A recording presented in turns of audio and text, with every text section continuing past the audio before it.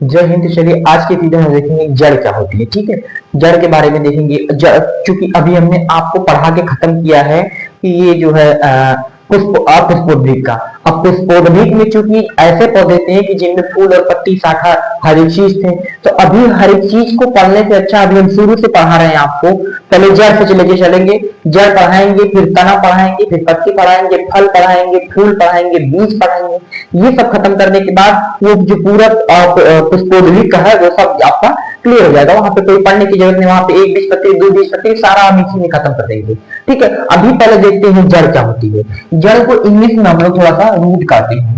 जड़ को इंग्लिश में क्या कहते हैं? रूट कहते हैं। कुछ लोग इसे मूल भी कहते हैं। जड़ को कुछ लोग क्या कहते हैं? मूल कहते हैं। एक बात हम आपको बताना चाहते हैं कि ये जो जड़ है ये बॉटनी वाले हिस्से में पढ़ते हैं। हम किस में पढ़ते हैं?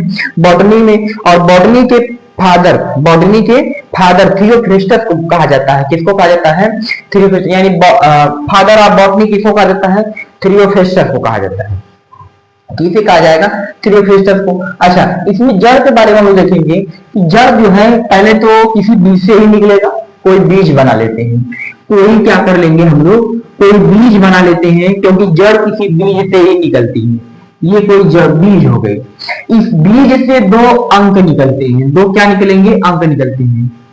एक नीचे की ओर निकलता है और एक ऊपर की ओर निकलता है। एक नीचे की ओर निकलता है और एक ऊपर की ओर निकलता है। जो नीचे की ओर अंक निकलता है उसे हम लोग मूलांकुर कहते हैं। क्या कहते हैं? मूलांकुर कहते हैं। मूलांकुर। और जो ऊपर की तरफ निकलता है उसे हम लोग परांकुर कहते हैं। क्या कहते हैं भैया? परांकुर। बीज से जो ऊपर वाला हिस्सा निकलेगा, ऊपर जो हिस्सा निकलता है उसे हम लोग परांकुर कहते हैं। बीज में से जो हिस्सा नीचे निकलता है, जो जड़ बनाता है, वो मूलांकुर होता है। तो जड़ किससे बनती है? मूलांकुर से बनती है। जड़ किससे बनती है? मूलांकुर से। मूलांकुर बता दिया। बीज में से जो एक अंक नीचे जाता है उसे मूलांकुर, जो अंक ऊपर जाता है उसे परांकुर कहते हैं। अच्छा, ये देख लिया हमने। बीज का जो निचला भाग हमने बता दिया क्या है भैया? मूलांकुर। बीज का निचला भाग मूलांकुर। मूलांकुर से ही मूल बनते हैं, अर्थात जड़ बनते हैं। इसके बाद देखेंगे यह जो मूलांकुर होता है यह भूमिगत होते हैं। कैसे होते हैं? भूमिगत होते हैं। भूमिगत का मतलब जियोट्रॉपिक होते हैं। कैसे होते हैं? जियोट्रॉपिक। अच्छा, जियोट्रॉपिक क्यों? क्योंकि कुछ अभी देखेंगे, अभी स्टेम पढ़ाएंगे तो वहां पे देखेंगे स्टेम भूमिगत नहीं होता है। स्टेम भूमिगत नहीं होता, इसलिए इसमें थोड़ा सा लिखना जरूरी है कि यह कैसे होते हैं। जड़ें भूमिगत होती हैं। इसके बाद देखेंगे कि पेड़ को सीधा खड़ा रखने में इनका प्रमुख कार्य होता है। मुख्य कार्य क्या है? मुख्य कार्य। मुख्य कार्य इनका क्या है भैया? कि पेड़ को सीधा खड़ा रखना है, यही इनका मुख्य कार्य होता है। पेड़ को सीधा खड़ा रखना किसका कार्य होता है? जड़ों की सहायता से ही पेड़ खड़े रह सकते हैं। अगर जड़ें चूंकि पेड़ों में ना हो तो पेड़ खड़े नहीं रह पाते हैं, पेड़ गिर जाते हैं। और इसमें देखेंगे कि यह जड़ का और क्या काम होता है कि जड़ जो है मुख्य रूप से जल को सोखता है। जल को सोखता है, और जल को सोखने के लिए आप देखे होंगे कि जो पेड़ पहले तो आम हमको आते हैं, आपके गांव में जो गुठली उछली खा के फेंक देते हैं लोग आम, तो उस आम का पेड़ जब हम उखाड़ते हैं आम के पेड़ को, तो एक सीधा नीचे वाला भाग होता है, सीधा नीचे गया होता है। उस सीधे वाले भाग में से सपोज कीजिए कि ये कोई आम का पेड़ है, यहां से हमने उखाड़ा भैया, ये जड़ हो गई, यहां से नीचे चला जाएगा ये। अच्छा, नीचे चला गया है तो ये क्या हो जाएगा? ये तो नॉर्मल जड़ है। अब इसमें से छोटे छोटे बाल की तरह, रेशे की तरह संरचना होगी, रेशे की तरह इनमें संरचना होती है, जिसे हम लोग रूट हेयर बोलते हैं, या हेयर रूट, या रूट हेयर बोलते हैं। तो पौधा जो है जल को किस प्रकार से सोखता है? हेयर रूट के थ्रू। हेयर रूट के थ्रू पौधा क्या करता है? जल को सोख लेता है, और जल को सोखने के बाद वो जाइलम, और इसे जाइलम के द्वारा जल का संवहन होता है, और वह जल चला जाता है उनकी पत्तियों में। पत्तियों में होता है क्लोरोफिल, क्लोरोफिल में होता है क्लोरोप्लास्ट, वहां पे फोटोसिंथेसिस की क्रिया होती है, और उस जल में से ऑक्सीजन रिलीज हो जाता है, और H2 रिलीज हो जाएगा, और पौधे को मुख्य रूप से कार्बन डाइऑक्साइड लेके वो ग्लूकोज बना देगा। अभी ये क्रिया जो है आपको नहीं समझ में आएगी, तो जब हम आपको फोटोसिंथेसिस बताएंगे तो वहां पर क्लियरली आपको समझ में आ जाएगी। तो अभी हम जड़ में देख लेंगे, केवल जड़ के बारे में। फोटोसिंथेसिस चूंकि एक अलग चैप्टर है तो वहां पे देखेंगे। ठीक है, अलग टॉपिक देखेंगे वहां पर। अच्छा, ये क्या करती है जड़, ये पानी को सोखती है। जल को सोखना इनका मुख्य कार्य होता है। किसके द्वारा सोखते हैं? रूट हेयर या हेयर रूट के द्वारा ये जड़ को सोख लेते हैं। जल के नीचे देखेंगे कि अच्छा, जड़ के नीचे देखेंगे तो कई नोखे होते हैं, व्हाइट व्हाइट सफेद सफेद रंग के। जैसे आम का पेड़ आप उखाड़ते हैं तो चट बोलता है, कैसे बोलेगा? चट बोलेगा। और उनके जो हेयर रूट होते हैं, रूट हेयर होते हैं, उनके सिरों पे देखेंगे, उनके कोनों पे एक व्हाइट व्हाइट संरचना होती है, सफेद सफेद नोखा की तरह संरचना होती है, जिसे हम लोग रूट कैप कहते हैं या कैप रूट या रूट कैप कहते हैं, जो कि किस रंग का होता है? सफेद रंग का होता है। रूट कैप भैया किस रंग का होता है? सफेद रंग का रूट कैप होता है। किसी पौधे को हम उखाड़ते हैं, उखाड़ते छोटा पौधा उखाड़िए तो जो उसकी जड़ों का छोर होगा, जो जड़ों का कोना होगा, वहां पे सफेद सफेद आपको दिखेगा, वही होता है रूट कैप या कैप रूट। अच्छा, कैप रूट क्या करते हैं? ये मिट्टी को खोदने में सहायता करते हैं। क्योंकि अगर मिट्टी अगर खोदेंगे नहीं तो जड़ अंदर नहीं जा पाएगी, जड़ अंदर नहीं जाएगी तो वो पेड़ कमजोर हो जाएगा और पेड़ गिर जाता है। इसलिए जड़ अंदर जा सके जमीन के अंदर, तो उनके कोनों पर छोर पे क्या होता है? कैप रूट होता है। क्या होता है? कैप रूट, जो कि किस रंग का होता है? सफेद रंग का होता है। कैप रूट किस रंग का होगा भैया? सफेद रंग का होता है। अब इसके बाद देखेंगे कि जड़ें कितनी प्रकार की होती हैं, टाइप ऑफ रूट देखेंगे। जड़ें कितनी प्रकार की होती हैं भैया? जड़ें तो 5 प्रकार की होती हैं। कितने प्रकार की जड़ें होती हैं? 5 प्रकार की जड़ें होती हैं। सबसे पहली देखेंगे मूसला जड़, नंबर 2 देखेंगे परजीवी जड़, नंबर 3 देखेंगे अधिपाद जड़, नंबर 4 देखेंगे हम लोग आरोही जड़, और नंबर 5 देखेंगे हम लोग, नंबर 5 क्या देखेंगे? अपस्थानिक जड़। 5 हो गया, ये 4 हो गया, 3 हो गया, 2 हो गया और ये 1 हो गया। ये 5 जड़ें देखेंगे। जड़ें कितनी प्रकार की होती हैं भैया? 5 प्रकार की जड़ें होती हैं। कितने प्रकार की जड़ देखेंगे? कितने प्रकार की जड़ देखेंगे? 5। सबसे पहला जो जड़ देखेंगे मूसला जड़। सबसे पहली जड़ कौन सी हो जाएगी? मूसला जड़। मूसला जड़ को हम लोग इंग्लिश में क्या कहते हैं? Top root. अच्छा, टॉप मतलब क्या होता है भैया? बड़ा।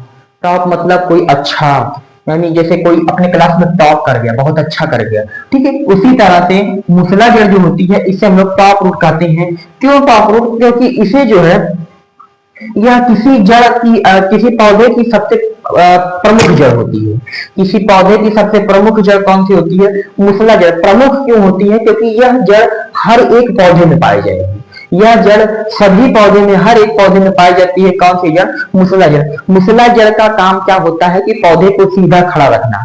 अगर मूसला जड़ किसी की काट देंगे तो भैया वो पौधा खड़ा नहीं हो पाएगा। अच्छा, गांव में क्या होता है कभी कभी कि जब आप किसी आम के पौधे को उखाड़ते हैं तो चट चट आवाज आने लगती है। उनका कैप रूट जो है टूट जाता है। कैप रूट क्या होता है? टूट जाता है। और ये हेयर जो रूट हेयर होते हैं वो भी टूट जाती हैं, जिससे उस पौधे में पानी सोखने की क्षमता खत्म हो जाती है और कहीं पे ले जाके लगाने तो वो पौधा नहीं लगता है। जिन पौधों में कैप रूट टूट जाता है वह पौधे नहीं लग पाते हैं, और जिन पौधों में मूसला जड़ नहीं होंगी वह पौधे खड़े नहीं हो पाएंगे। तो ये मूसला जड़ जो है हर एक पौधे में पाई जाती है। कौन सी जड़? मूसला जड़। अच्छा, मूसला जड़ में एक केस आता है कि ये जो मूसला जड़, इसे हम लोग प्राथमिक जड़ भी कहते हैं। मूसला जड़ को क्या कहते हैं? प्राथमिक जड़ भी कहते हैं। कौन सी जड़? प्राथमिक जड़ भैया कहते हैं। प्राथमिक जड़। मूसला जड़ को कौन सी जड़ कहते हैं? प्राथमिक जड़ कहते हैं। अच्छा, मूसला जड़ को पहचानेंगे कैसे? हमने कहा कि मूसला जड़ हर एक पौधे में, हर एक पौधे में ये मूसला जड़ पाई जाती है। जिस भी पौधे में देखेंगे हचाक से कोना निकला हो, हचाक से क्या निकला हो? कोना निकला हो, वह कौन सी जड़ हो जाएगी? मूसला जड़। वह कौन सी जड़ हो जाएगी भैया? तो मूसला जड़ हो जाएगी। मूसला जड़ अभी हम आपको दिखा रहे हैं कैसी दिखेगी मूसला जड़। तो मूसला जड़ के लिए हम एक पहले बना लेते हैं पौधा। ये सपोज कीजिए कोई पौधा हो गया, ये जमीन हो गई। जमीन के नीचे क्या आती है? जड़। एक हचाक के नीचे जाती है, इसी में छोटे छोटे निकले रहते हैं। ये जो छोटे छोटे निकले हैं ये क्या है? रूट हेयर है या हेयर रूट है।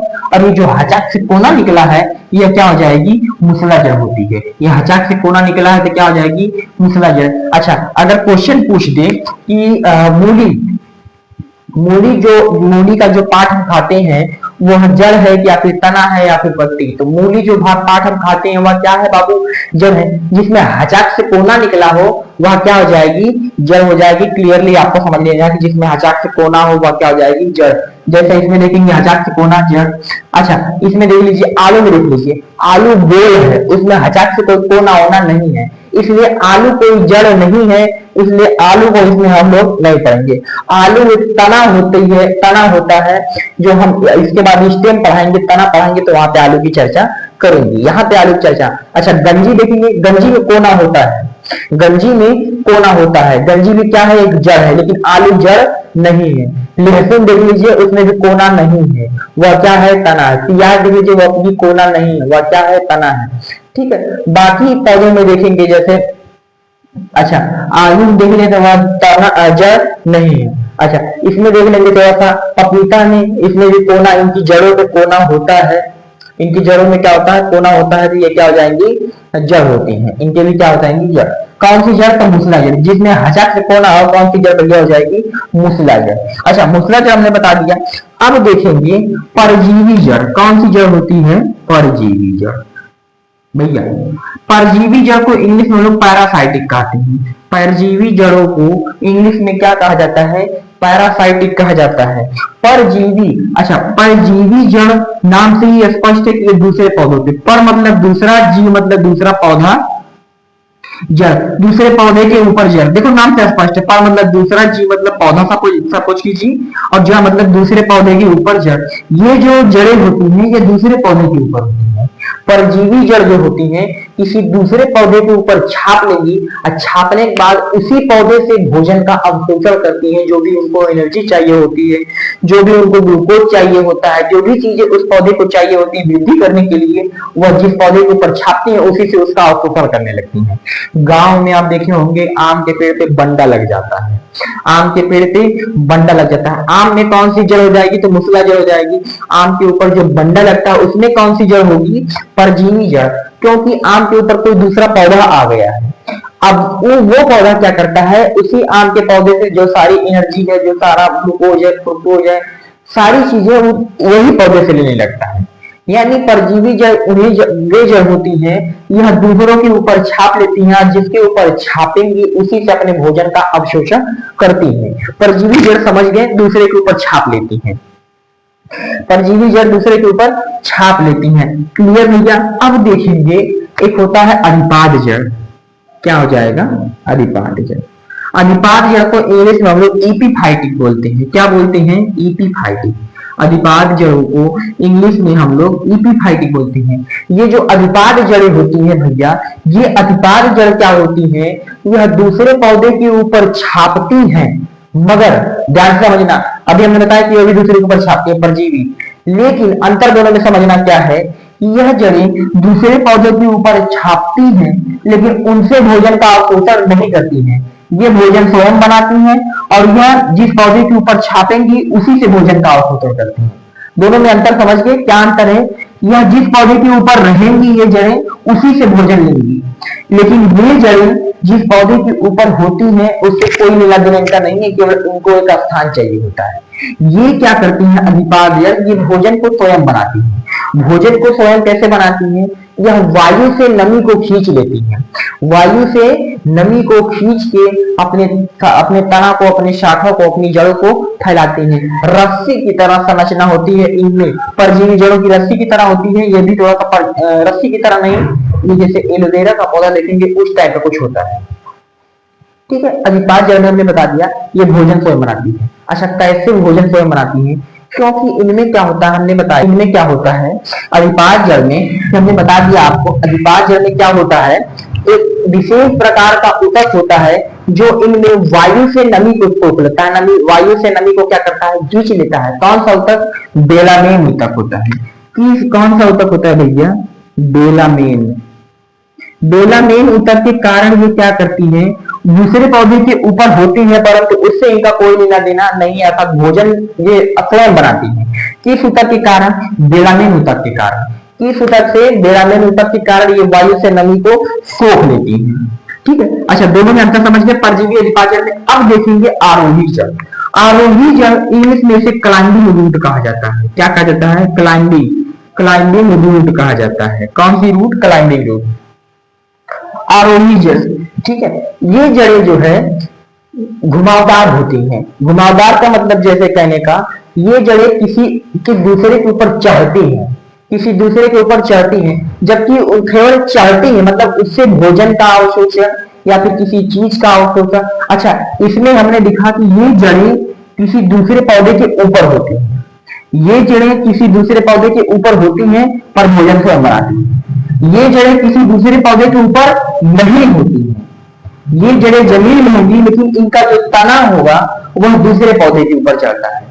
इनका जो तना होता है वह दूसरे पौधे के ऊपर चढ़ता है, जड़ें तो जमीन में ही रहेंगी, जबकि इसकी जड़ किसी दूसरे पौधे पे, इसकी जड़ दूसरे पौधे पे, लेकिन इनकी जड़ जमीन में होती है लेकिन इनका तना जो है, तना दूसरे के ऊपर छाप लेता है। जैसे एक पौधा होता है मनी प्लांट, मनी प्लांट का पौधा देखेंगे, ये घूम घूम के दूसरे के ऊपर चढ़ता है, ये जड़ें दूसरे के ऊपर चढ़ने लगती हैं घूम घूम के। ठीक है, ये क्लियर हो गया। अब देखेंगे अपस्थानिक जड़। कौन सी जड़ देखेंगे भैया? अपस्थानिक जड़। अपस्थानिक जड़ में एक चीज देखेंगे कि इसे हम लोग इंग्लिश में एडवेंशियस कहते हैं। अपस्थानिक जड़ को इंग्लिश में क्या कहते हैं? एडवेंशियस कहते हैं। अपस्थानिक जड़ को इंग्लिश में क्या बोलेंगे भैया? एडवेंशियस। अब ये जो अपस्थानिक जड़ होती है, ये क्या होती है समझना, ये जो जड़ें होंगी ये पौधे के बाहर होती है, पौधे के बाहर होती हैं, पौधे के साइड में होती हैं, और यह दो प्रकार की होती हैं। अपस्थानिक जड़ कितने प्रकार की होती है? दो प्रकार की होती है भैया। कौन कौन सा? अभी देख लेते हैं दोनों प्रकार कौन कौन से होते हैं। दोनों को देखेंगे। सबसे पहला जो होगा स्तंभ मूल। स्तंभ मूल कौन सी जड़ भैया? स्तंभ मूल। मूल मतलब होता है जड़, यानी स्तंभ जड़। दूसरा अवस्तंभ जड़, अवस्तंभ मूल या जड़। ठीक है, कौन सी जड़? स्तंभ जड़। ये कितने प्रकार के अपस्थानिक जड़? दो प्रकार के, स्तंभ मूल और अवस्तंभ मूल। स्तंभ मूल किसे कहेंगे? यानी वे जड़ें जो पृथ्वी से, जो जमीन से 90 डिग्री का कोण बनाती है, 90 डिग्री का कोण बनाती है, उसे हम लोग स्तंभ मूल कहते हैं, यानी स्तंभ जड़ कहते हैं। अच्छा, 90 डिग्री का कोण बनाने का मतलब देखो, 90 डिग्री तो सिंपल यही है। 90 ये पृथ्वी सतह हो गई, ये पौधे की जड़ जो लटक रही है, पौधे की जड़ जो लटक रही है, पृथ्वी से 90 डिग्री का कोण बनाती है, तो कौन सी जड़ इसे कहती है? स्तंभ जड़, स्तंभ मूल कहती है। ठीक है, इसके बाद देखेंगे कि इसका एग्जाम्पल देखेंगे। एग्जाम्पल में क्या देखेंगे? जैसा हम देखेंगे बरगद। बरगद का जो पेड़ होता है उसकी जड़ें ऊपर से लटकती हैं, ऊपर से लटक रही है, एकदम सीधा देखो ऊपर से लटक रही है। और ये हमारी हो गई पृथ्वी, ये हमारी हो गई पृथ्वी। तो ऊपर से लटकी और ये पृथ्वी सतह के बीच, इन दोनों के बीच जो कोण बन रहा है वो 90 डिग्री का होगा। तो ये जड़ें कौन सी जड़ कहलाती हैं? स्तंभ जड़ कहलाती हैं। यानी वे जड़ें जो पृथ्वी से 90 डिग्री का कोण बनाती है, स्तंभ जड़। जैसे बरगद है, ठीक है, पाकड़ भी शायद है, पाकड़ की जड़ भी जमीन से लटकती है, और पीपल में भी शायद एक आध जड़, पीपल में नहीं शायद, हाँ बरगद में ज्यादा नहीं। बरगद में कौन सी जड़ होगी? स्तंभ मूल, यानी स्तंभ जड़। अब देखेंगे अवस्तंभ जड़। अब क्या देखेंगे?